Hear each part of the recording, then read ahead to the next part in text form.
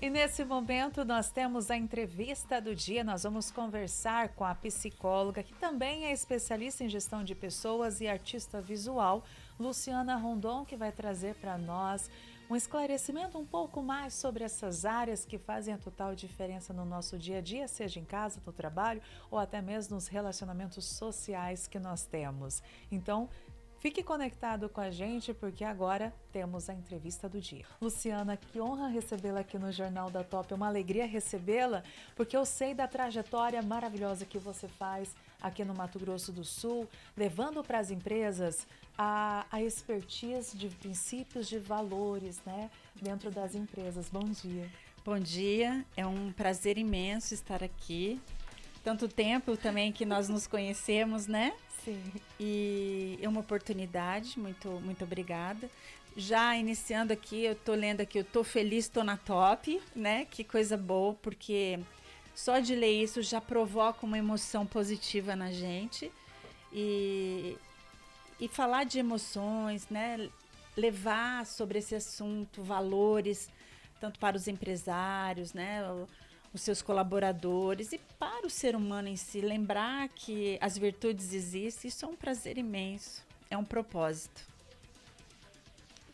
E assim, inclusive, eu me lembro da primeira palestra que eu participei com a Luciana, lá no palco, você tem toda uma maestria de encantamento, com um chapéuzinho, com alguns adereços para envolver as pessoas. E percebe-se que cada vez mais esse envolvimento é necessário, inclusive dentro das empresas, né? Esse encantamento. Foi um trabalho, assim, que realmente, assim, eu gosto muito desse lado artístico, né? E há muitos anos atrás eu me inspirei muito numa grande palestrante que eu admiro e, nossa, sou cliente, sou amiga, parceira, que é a Leila Navarro, né? Então ela foi ela foi minha grande inspiração quando eu pude olhar ela entrando no palco de uma forma tão espontânea. E aí, então, eu comecei, despertou em mim, né, esse lado artístico. E aí, olha, você sabe que eu não me lembro quando. É muito interessante isso, porque quando você falou do chapéuzinho, é uma cartola que eu entro, né? E eu não me lembro quando eu decidi comprar e usar a cartola. Sei que faz tantos anos, mas eu não me lembro o que me fez buscar essa cartola. E aí sim, os adereços eram boaus e sempre eu tinha parceiros também, artistas que entravam comigo para poder levar também um pouco do humor. E sempre foi assim, um encantamento, assim. Eu acho que eu busco isso na minha vida, hoje como artista visual também, né? Esse mundo encantado sempre me fascinou. E por falar em artista visual, o que significa essa nomenclatura? O artista visual, ele é autodidata, ele não faz a faculdade, né? Então, nós chamamos artistas visuais, que são aqueles artistas que começam a pintar, a trabalhar em cima das obras, das telas, com a tinta ou outras técnicas, mas assim, espontaneamente, sem uma faculdade, né? Assim. Que legal. Na sua experiência, qual é o erro mais comum que os líderes cometem quando tentam inovar ou transformar suas equipes? Olha, eu acho que são duas coisas que eu acho importantíssimas. Primeiro, é uma empresa ela ter o seu protocolo. Eu acho que quando nós contratamos ou o líder está lidando, é muito importante deixar bem claro quais são os deveres e os direitos, né? Os deveres enquanto colaborador mesmo. Então tem que deixar muito claro isso até para depois ser cobrado, porque faz parte, né? E o diálogo. Esses dias eu presenciei uma situação, eu não falei nada, né? Porque eu estava ali como cliente, mas eu fui comprar um espremedorzinho de alho. E aí tinha só uma etiqueta com preço, mas não tinha... Bom, enfim, tinha uma etiquetinha com preço. E aí o empresário e o rapaz, né, o colaborador estava ali me ajudando, só que não estava no sistema. E aí ele chega e cobra, né? Mas como? Só que na minha frente. Como que não está no sistema? Isso não pode acontecer. E continua falando. E o colaborador não sabia nem o que dizer ali, né? Mas tudo bem, deu tudo certo, eu achei um outro. Mas assim, então tem que ter o diálogo, tem que ter esse respeito entre ambos, né? E eu acho que deixar tudo muito claro é importante logo no início. Exatamente. E quando nós falamos de assuntos como esse, né? Faltou ali, inclusive, inteligência emocional, né? Que é um papel extremamente importante no mundo corporativo. Ambos, tanto o colaborador quanto empresários, lideranças, ter inteligência emocional. Sim, essa inteligência emocional eu vejo como uma gestão das emoções, porque nós somos movidos de emoções o tempo inteiro. É a raiva, é o medo, é a alegria, a gratidão, né? É o amor. Então, está o tempo todo assim, aflorando dentro da gente. E o que nós temos que fazer? Se for uma emoção negativa, que nós possamos encontrar um oposto para poder fazer essa mudança, não ficar cultivando essa emoção. Então, por exemplo, me deu um sentimento de tristeza. A gestão de emoções, eu não posso ficar... Tudo bem, você sente a tristeza, faz parte do ser humano, não adianta negar nossas emoções, mas a gente encontrar um contraponto, o que eu posso fazer para desviar isso? Então, eu vou procurar me distrair com alguma coisa, eu vou fazer uma leitura, eu vou fazer uma respiração para poder mudar a frequência, a mudança da emoção. Senão você fica cultivando aquilo e só vai piorar. Nós estávamos falando sobre a importância da inteligência emocional dentro do setor aí do empreendedorismo, no nosso dia a dia de um modo geral. E a Luciana estava me contando que existem 7 pilares da inteligência emocional, que eu gostaria... 5? 5 pilares da inteligência emocional, que é importante salientarmos aqui para os nossos ouvintes, né? Ah, sim. Nós trabalhamos 5 pilares e dentro de cada um desses pilares, né, são várias situações que a gente vai desenvolvendo. O primeiro deles é a importância do autoconhecimento, né? Reconhecer o que se passa dentro de si. Até mesmo para um processo de vendas é importante, porque vendas é conexão. E você poder estar trabalhando essa empatia, que também é um outro pilar, que eu já falo dela.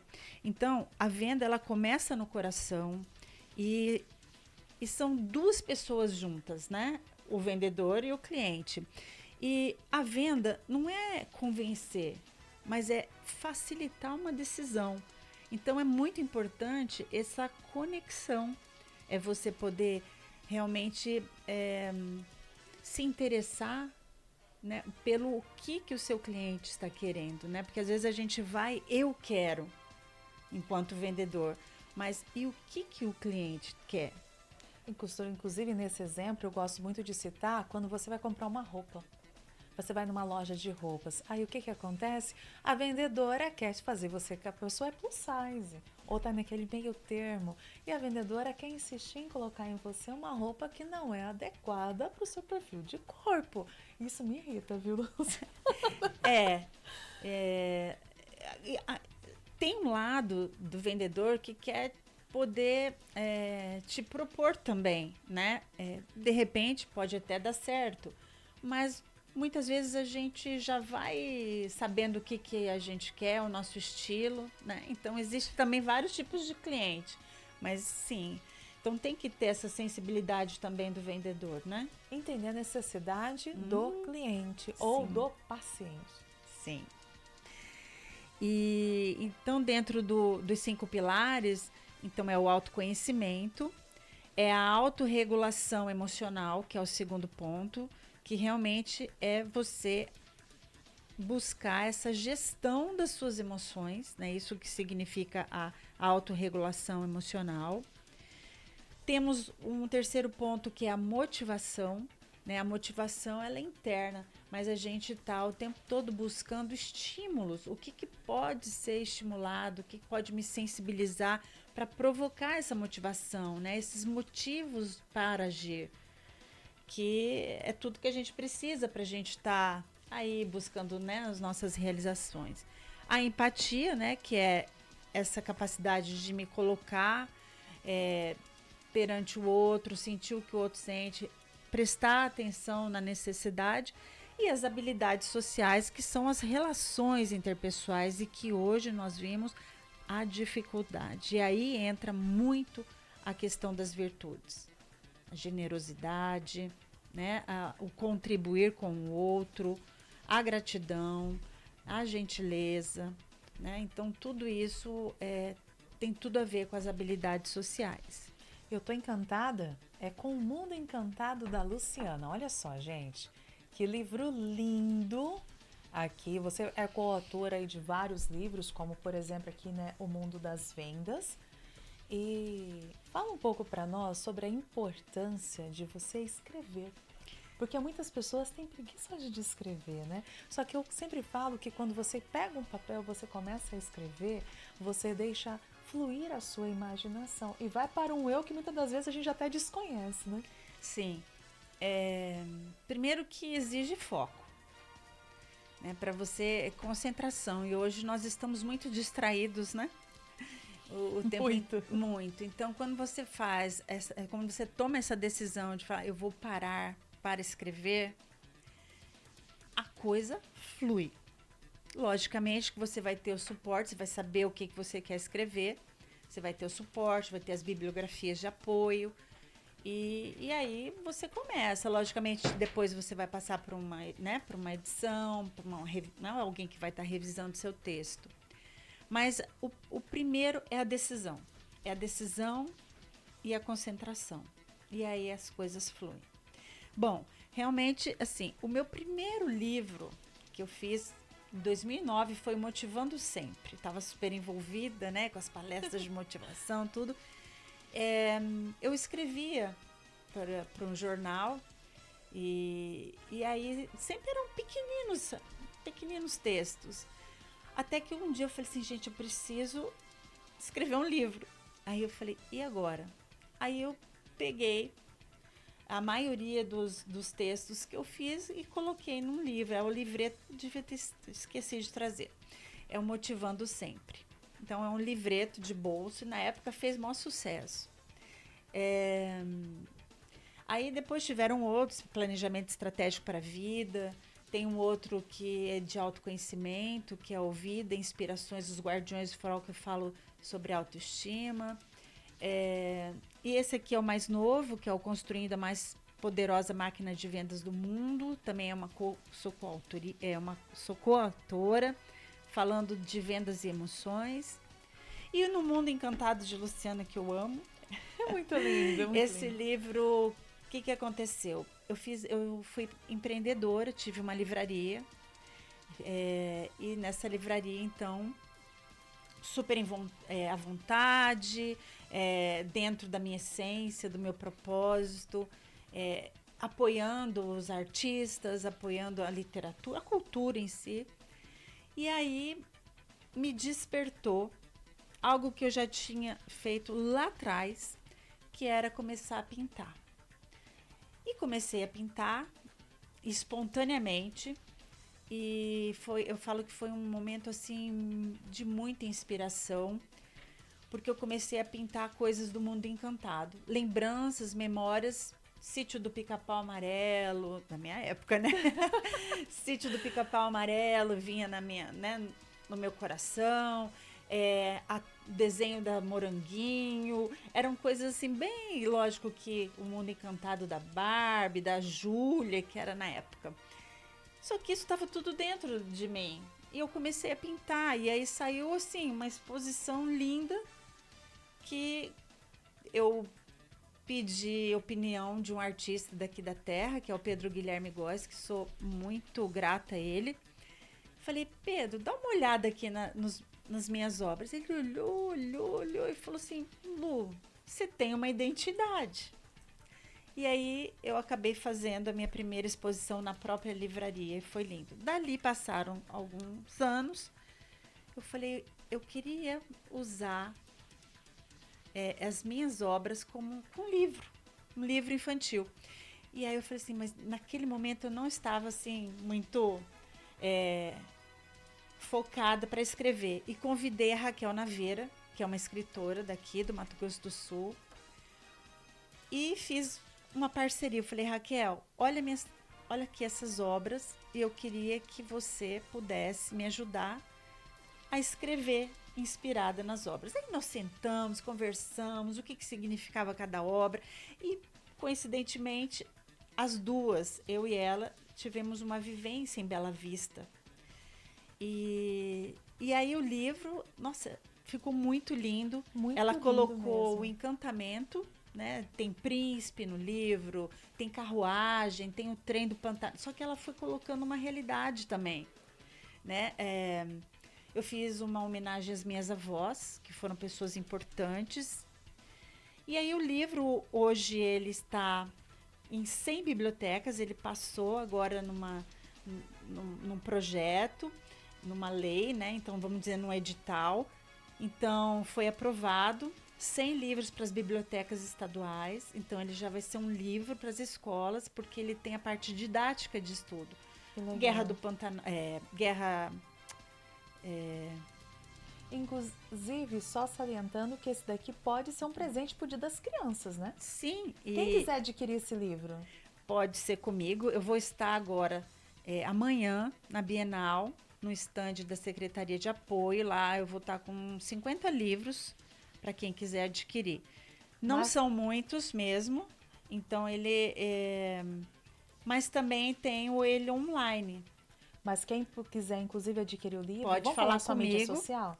Sim, o @lu.rondon.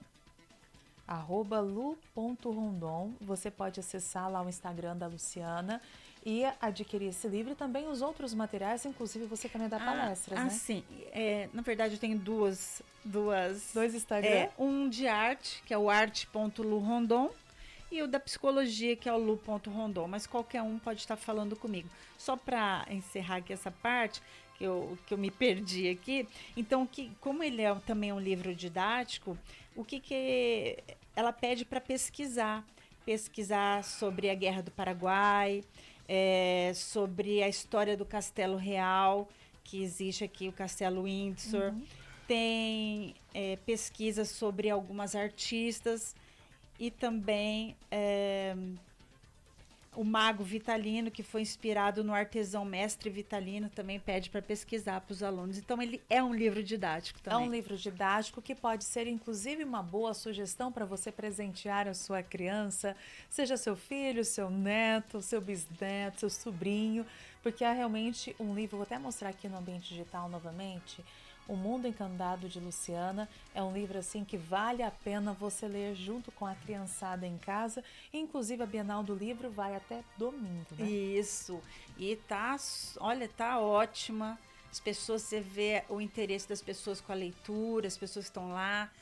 No domingo estava assim muito cheio, tá tendo atrações, inclusive no Dia das Crianças vai ter muita atração. Coisa boa para criançada, inclusive na Bienal do Livro no domingo. Luciana, eu quero muito agradecer a sua presença. O nosso tempo está se esgotando, mas rapidinho gostaria que você deixasse aqui para os nossos ouvintes uma mensagem para quem inclusive quer se destacar profissionalmente, às vezes está engessado ali no ambiente de trabalho, não consegue se mover. Você sabe como é que é essa situação, né? Sei. Qual mensagem você deixaria para eles? Olha, não desista. Não desista, busque ajuda, que às vezes a gente se vê assim como se tivesse parado no tempo. Então, a vida está aí, valorize a sua vida e busque ajuda, oportunidades, porque mesmo que você possa estar num momento difícil, há sempre uma saída. É isso aí, sempre há uma saída, sempre há uma nova oportunidade para recomeçar, para sorrir, para ser feliz. Por isso, inclusive, que o slogan da Top FM é "Tô feliz, tô na top", porque precisamos estar top, estar bem, seja qual for a circunstância. Muito obrigada. Obrigada eu pela oportunidade.